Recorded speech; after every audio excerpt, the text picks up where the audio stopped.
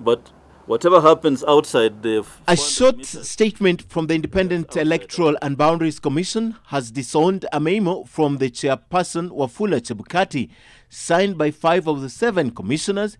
The response indicates that the commission was never consulted and is working on an appropriate response to the memo, which they also say may be misleading.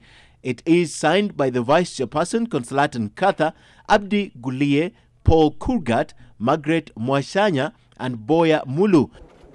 The first sign after the Supreme Court ruling of possible fallout was when the IEBC Chairperson Wafula Chebukati appeared at a press conference accompanied by only 3 of the commissioners.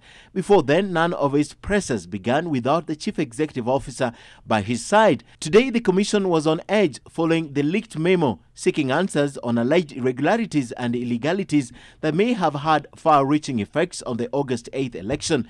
It's now evident that the battle lines have been drawn. The chairman wants the Secretariat to take responsibility. In the first move, Chebukati named a fresh team to take over the operations and preparations for the next presidential election.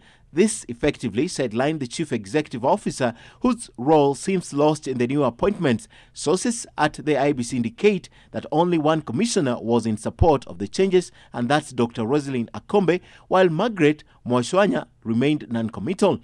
On Chiloba's side were 4 others: the Vice Chairperson, Consolatan Katha, Abdi Gulie, Paul Kurgat, and Boya Molu. The 4 disowned his action, terming it unilateral, and those against Chebukati also say he is going ahead of himself. Then there is a call for NASA for the removal of some of the IEBC officers. Those in the list include the CEO Ezra Chiloba, Voter Registration and Electronic Operations Director Immaculate Kasait, Head of Legal Department Praxedis Torure, Head of Operations Betty Nyabuto, and ICT Director James Muhati, and Manager Legal Department and Advisor to the Chief Executive Officer Moses Kipkosgei. The IEBC chair has since invoked his powers and made appointments which, to NASA, are not far-reaching. In fact, the opposition says the changes are inconsequential.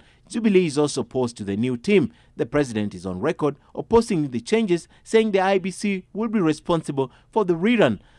Long before the election, there were whispers of discomfort among the commissioners and the Secretariat, whispers which were quickly dismissed not only through the press statements but also through the cordial working relationship that the 2 centers of power displayed. Ken Mijungu, NTV.